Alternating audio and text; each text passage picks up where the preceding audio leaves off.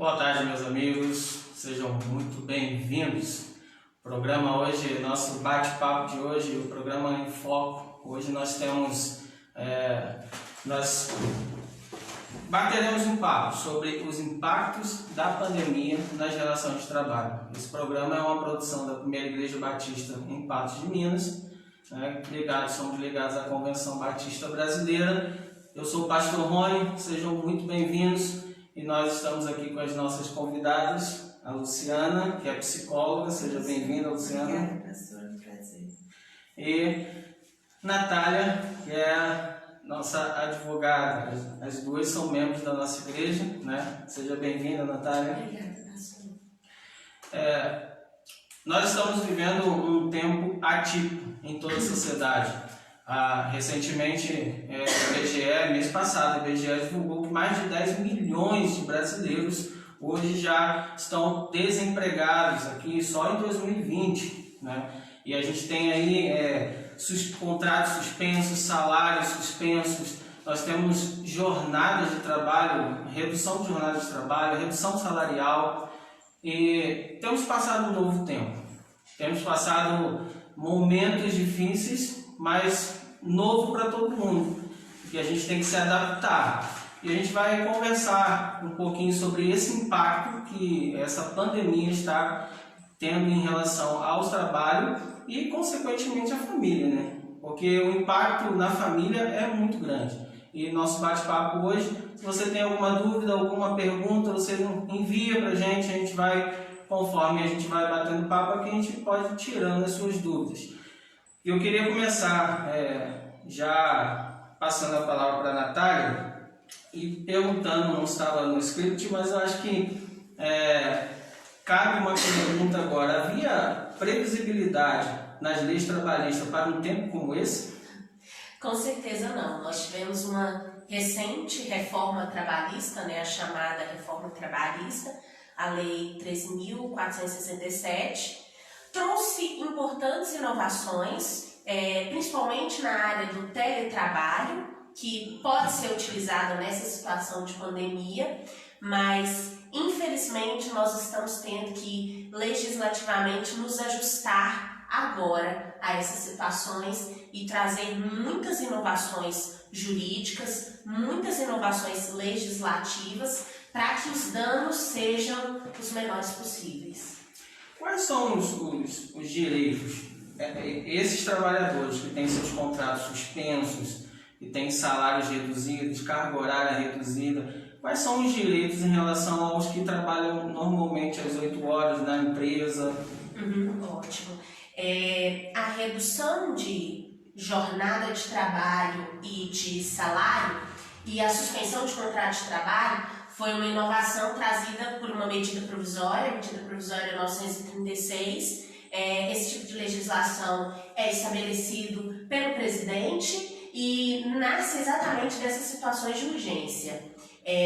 As duas figuras podem ser utilizadas com o fim de possibilitar que os empregos sejam mantidos, que sejam mantidos os vínculos empregatícios em meio a esse período de pandemia. As duas figuras plausíveis, possíveis para serem aplicadas ao contrato de trabalho é a redução do salário e a redução, consequentemente, da jornada de trabalho, que pode ser de 25%, 50% ou 70%, a depender também da projeção da empresa. Se a empresa, por exemplo, tem uma renda bruta de mais de 4.800.000, nesse caso, ela precisa contribuir com 30% junto a essa possibilidade de redução de jornada de trabalho e redução salarial.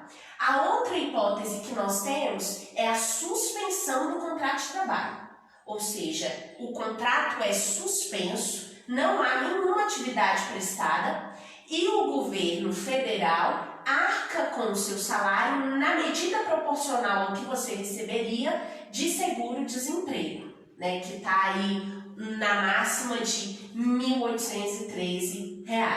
A suspensão do contrato de trabalho pode ocorrer em até 60 dias. A redução da jornada de trabalho e a redução salarial até 90 dias. Em ambos os casos, pode ser proposto pelo empregador que ele também contribua com uma indenização, porque em muitos casos o funcionário, o empregado, ganha mais de R$ 1.813. Então, o empregador pode, a depender da situação financeira e econômica da empresa, arcar com uma indenização. É importante mencionar que essas hipóteses de redução de jornada de trabalho e de suspensão do contrato de trabalho, elas podem ser operadas a fim de que o vínculo empregatício seja mantido e seja garantido uma espécie de estabilidade ao trabalhador. Ou seja, ele tem uma garantia do emprego pelo período igual ao período em que o contrato dele esteve suspenso ou a jornada esteve reduzida.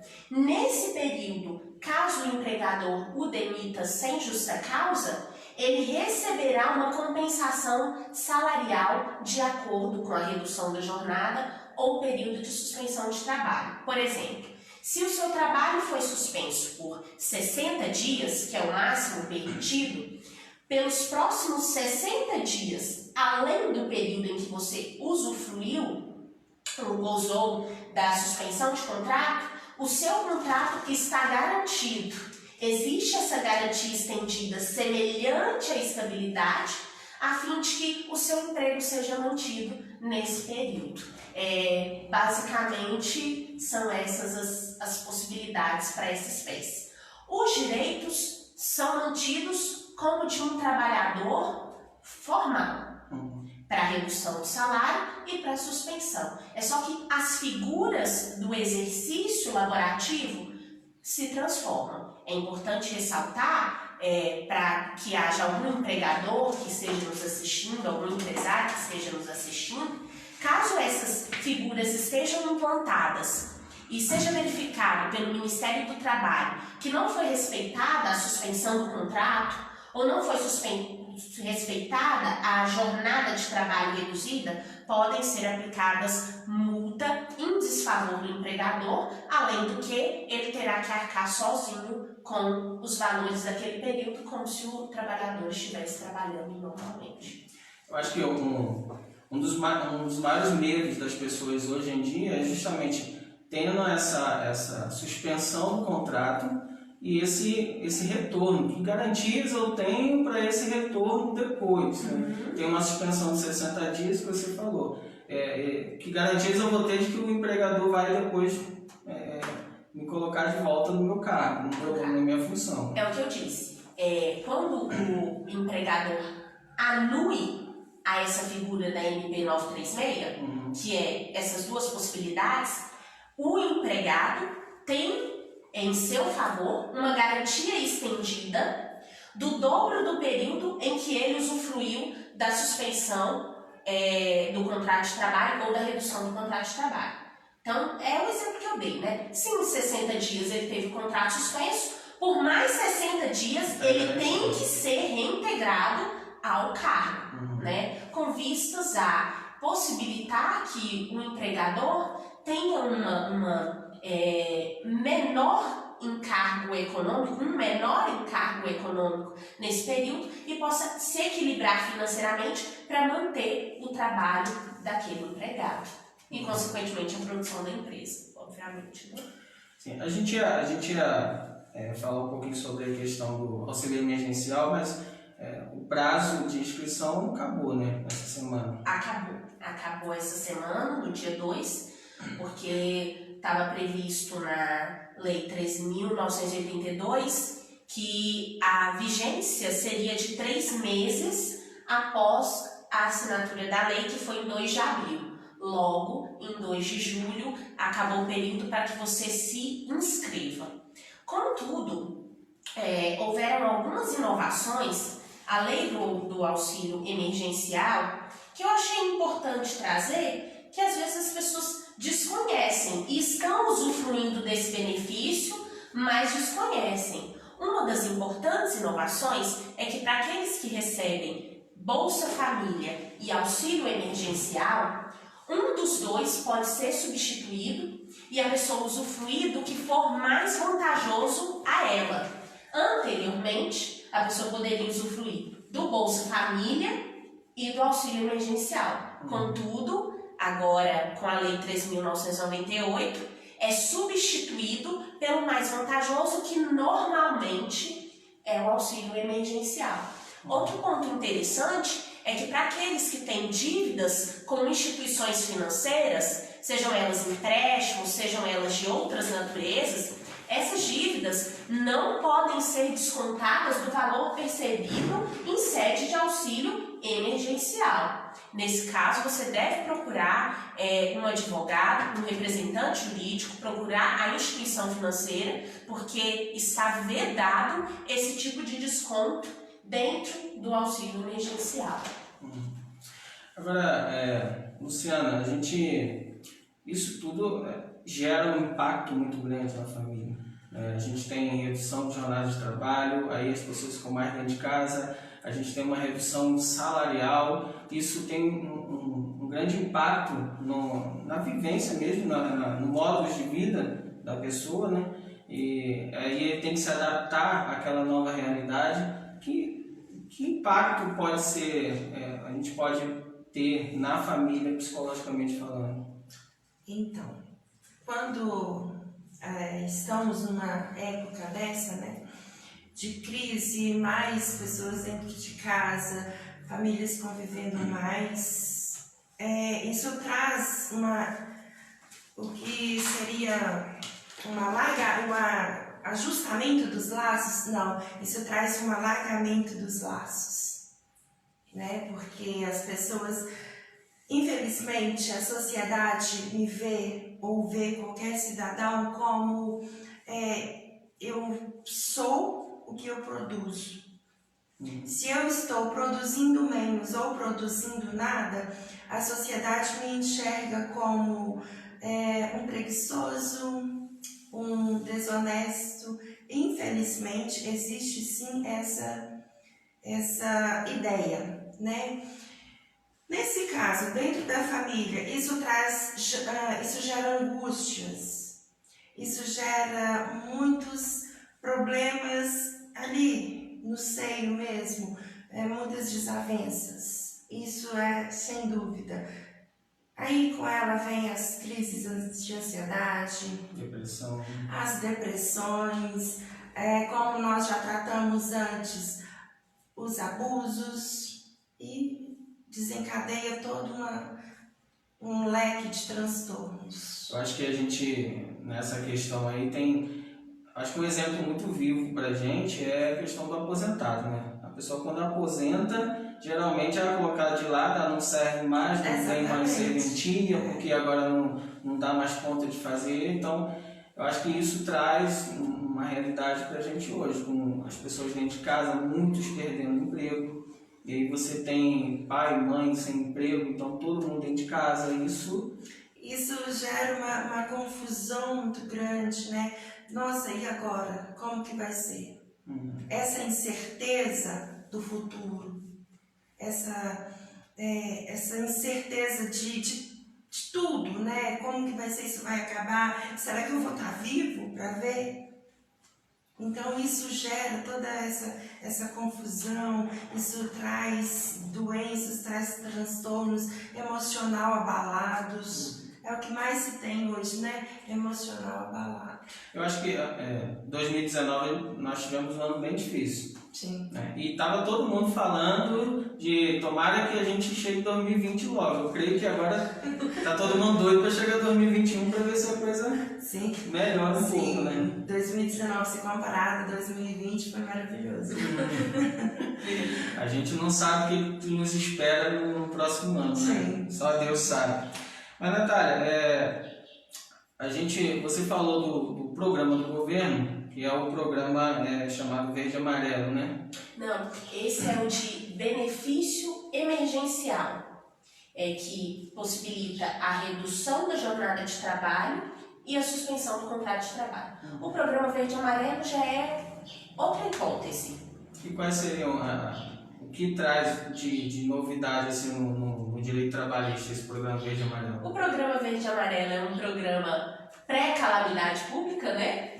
É um programa que veio aí no finzinho de 2019 e foi promulgado no início de 2020 com a expectativa de estimular o emprego, de estimular a geração de trabalho, porque ele possibilita que as empresas contratem jovens de 18 a 29 anos com redução de uma série de encargos, tais como o pagamento patronal no INSS, existe a possibilidade de diminuição do pagamento do FGTS, o pagamento das verbas salariais, como 13º, férias, proporcionalizadas a cada mês em favor do empregado.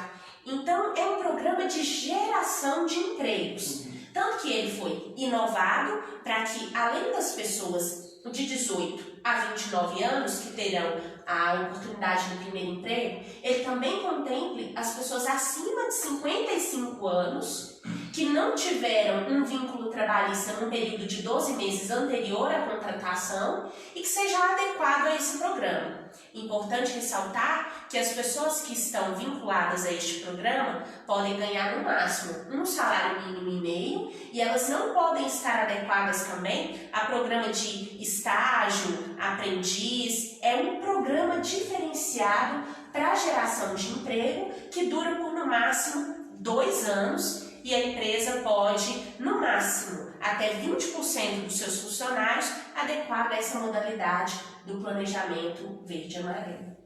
Aqui eu acho que, pessoalmente, eu acho que a questão que fica aí é, será que gera emprego numa situação como que nós estamos vivendo? Não estava previsto, né? Infelizmente, não estava previsto. Nós terminamos o ano de 2019 com um déficit no emprego muito grande, um alto índice de desemprego no nosso país. Então, esse programa veio para incentivar o empregador a contratar e, infelizmente, junto a ele veio toda essa situação que nós conhecemos bem e que acabou, até o momento, trazendo pouca praticidade ou utilidade ao programa, porque nós estamos vivendo um momento contrário, que é um momento de manutenção dos empregos, de programas de motivação à manutenção dos empregos, né? Então, até o momento ele teve pouca efetividade, infelizmente.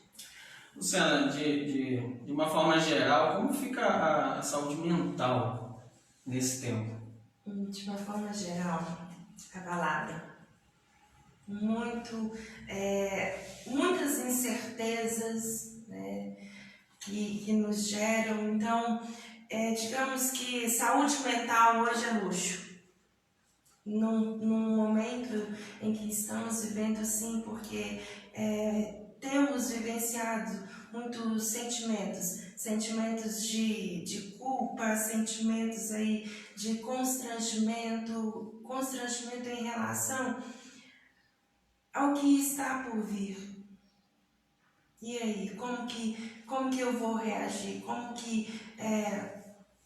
que será daqui para frente? Eu não sei. Então, isso tem deixado as pessoas muito ansiosas, tem deixado pessoas depressivas e, infelizmente, pessoas estão sim, sendo levadas a atos extremos, né? Como cometer o suicídio, exatamente por essa incerteza que estamos vivendo. E o que a gente pode fazer para amenizar, pelo menos isso? Voltando a dar o exemplo dos aposentados, a gente falava, antes da pandemia, sempre falava com os aposentados, para poder manter a saúde mental, palavra cruzada, caminhada, estar com os amigos, mas agora você não pode fazer caminhada, você não pode estar com os amigos, e isso vale para todo mundo, não só para eles, mas o que a gente pode fazer para amenizar isso? Então, agora complicou, né? Porque estamos limitados. Você está limitado a metade da sua casa, infelizmente. Então, eu particularmente sugiro, vá fazer uma leitura, procura esses exercícios alternativos, né? que hoje muitos profissionais da educação física, eles liberaram, né? Vai assistir, coloca na televisão, gente, vai dançar. Coloca na televisão, vai dançar, vai cantar, vai extravasar de alguma forma, porque senão nós teremos, pós-pandemia, uma sociedade muito adoecida. O contato social, o contato físico, nunca se fez tão necessário como agora. De tudo isso, tiro uma lição, uma visão boa. Acredito que nós vamos conseguir entender o quanto isso é importante, o quanto manter os laços é importante. Sabe aquele almoço chato de domingo que você inventava mil desculpas para não querer ir? Hoje todo mundo queria um almoço de domingo. Como a gente queria, né? Estar com a família, né? Então assim, o bom disso tudo vai ser que depois a gente vai valorizar, vai olhar esses momentos com outros olhos. E é isso, para manter hoje a saúde mental dentro de casa, além do livro, procurando uma atividade no YouTube, tem muitas atividades, tem exercícios de relaxamento que são assim, uma delícia. Antes de indicar para algum paciente, eu faço primeiro para eu ver a eficácia. E eu confesso, gente, é bom. É muito bom. Nos primeiros 10 minutos eu já estou dormindo. De tão bom que é, sabe? Então, eu indico isso, exercício de relaxamento. Esquece o noticiário. Esquece. Em nada ele está nos ajudando. Só causando pânico e mais nada. Então esquece, vai ler um livro, vai assistir um filme, um bom filme, vai dançar, coloca uma música aí, vai limpar a casa e vai dançar.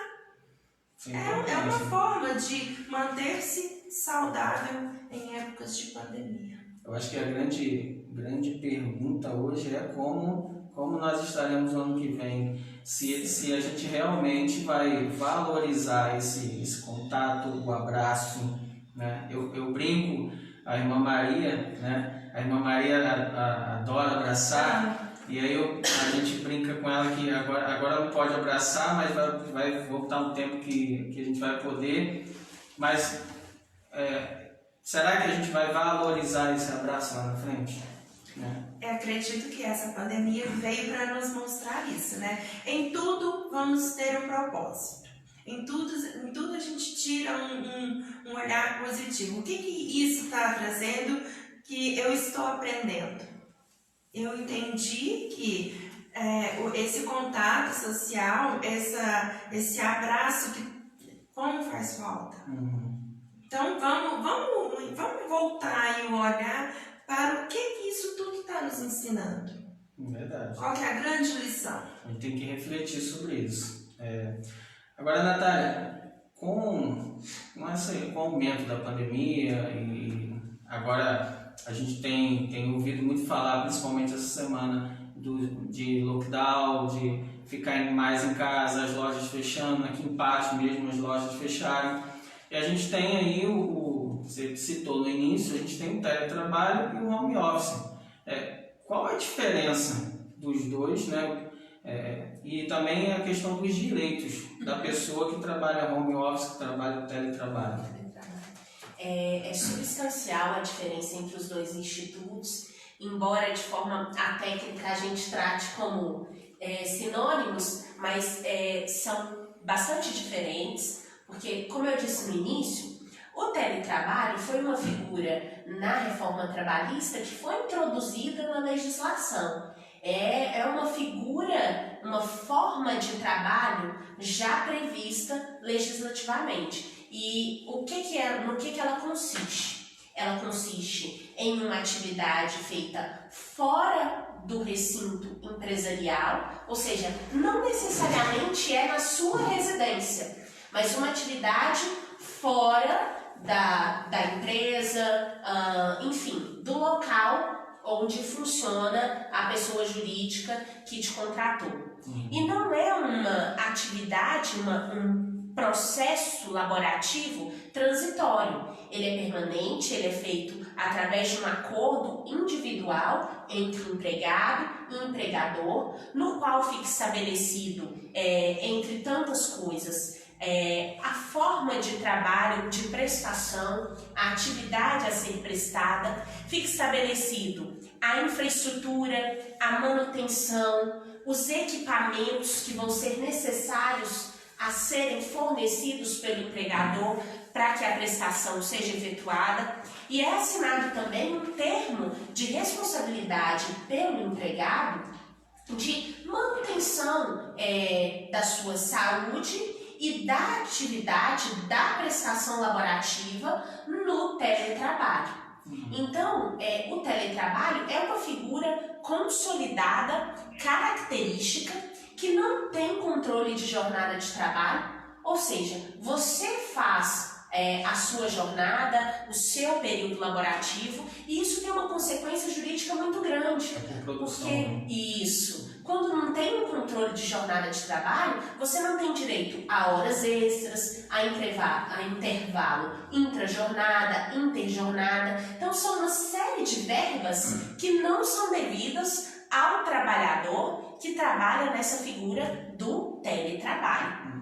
O home office já é uma figura transitória, já é uma figura aplicada em estados de calamidade, em estados de situação de força maior, por exemplo, uma greve de ônibus que impossibilita que você chegue ao trabalho, uma tempestade que veio no seu local de moradia, impossibilita que você saia do seu lar, ou no nosso caso mais precisamente, numa pandemia advinda de um vírus. O home office não é regulamentado legislativamente, embora ele seja recomendado nas normas de segurança diante do Covid-19, como normas de uso do álcool em gel, distanciamento de pessoas. É recomendado também o home office, mas é importante ressaltar que ele é uma figura transitória. É um período em que você vai ser mantido na sua residência ou dias específicos da semana em que você vai trabalhar na sua residência, e ele possibilita o controle de jornada de trabalho.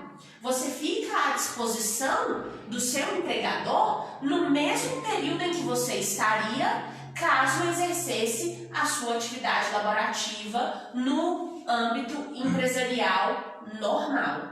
Isso não significa que o teletrabalho não possa ser configurado no que começou no home office, mas significa que a aplicação que tem sido realizada mais comum, que é do trabalho em home office, pressupõe pagamento de horas extras, intervalo intrajornada, interjornada, ou seja, você faz ali o chamado período de almoço, de descanso. Todas essas figuras no ambiente comum de trabalho são aplicáveis ao home office, diferentemente do teletrabalho. Entendi. Porque fica... Para quem não conhece, fica parecendo que é a mesma coisa, né? Mas tem as suas legislações diferentes. Agora, no caso, eu acho que em especial aqui, no caso do home office, quem arca com os custos, né? Energia, telefone, internet, que isso vai ter um aumento, né, por conta do trabalho em casa. Quem arca com esses custos? É um questionamento excelente.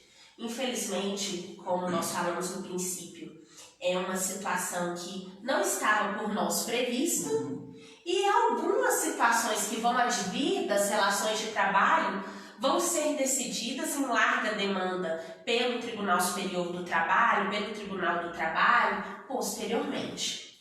Os estudiosos, a princípio, têm entendido o seguinte, que em relação às dívidas de estrutura, é necessário que o empregado e o empregador, se possível, definam um acordo individual de home office como vai ficar a questão em relação a elas, como, por exemplo, energia, internet e etc. É pacífico que se você precisa de um equipamento diferente do que você obtém na sua residência, você tenha esse fornecimento pelo empregador. Ou seja, você precisa de uma máquina, de um computador mais potente, de uma impressora, é necessário que o empregador forneça. Mas, por exemplo, se a internet que você já tem na sua casa, que já é contratada na sua casa, é suficiente para exercer a sua atividade laborativa, ou seja, não exija uma internet mais potente, uma internet maior qualidade, não é devido que o empregador arque com o valor proporcional da internet. A mesma coisa em relação à energia. É necessário que você comprove uma diferença substancial entre os meses que você trabalhou em home office e os meses em que você está em casa de forma comum, que justifique a indenização pelo uso da sua energia, ou telefone, por exemplo. Então, para que você possa fazer o requerimento de uma indenização pelo uso da infraestrutura, é necessário que seja comprovada uma substancial diferença entre o período em que você trabalhava no seu local de trabalho e o período em que você trabalha em home office. É importante ressaltar, então, que caso seja possível, o empregador e o empregado já estejam regulamentando essa situação em um acordo individual, se possível, porque, claro, existem situações que, de repente, é necessário que o empregado trabalhe no home office, como, por exemplo, numa situação de quarentena, de isolamento, e que não é possível regulamentar essas coisas. Mas, na hipótese de existirem, é necessário que seja comprovada uma grande diferença para que justifique o pedido de indenização. É importante ressaltar também que, caso haja indenização por essa infraestrutura, ela não incorpora verba salarial. Ou seja, ela não está dentro do salário devido ao empregado, mas sim, ela tem a característica de indenização.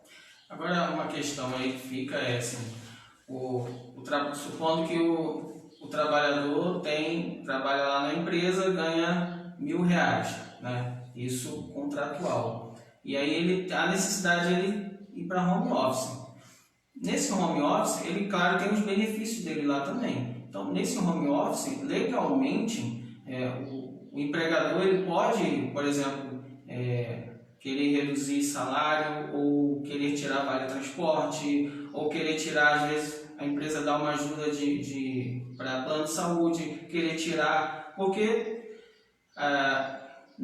pensando como empresário, às vezes ele não tem como controlar o trabalhador em casa se ele realmente está fazendo ou não, se ele está cumprindo aquele horário que você falou ou não. E aí a ideia muitas vezes é de reduzir ou retirar algum benefício. Legalmente ele pode fazer isso? Ele pode fazer das hipóteses de auxílio transporte ou ajuda de custo com gasolina. Nesses casos, sim, porque essas obrigações ou esses acordos nascem da necessidade de deslocamento do empregado ao local de trabalho.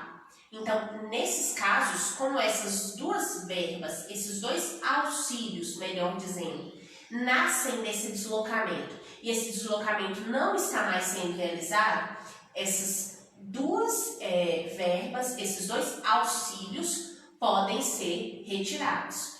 No mais, nenhum outro pode ser retirado do empregado por estar trabalhando em regime de home office. Plano de saúde, auxílio alimentação, salário educação, salário família, nenhum desses pode ser reduzido em desfavor do empregado.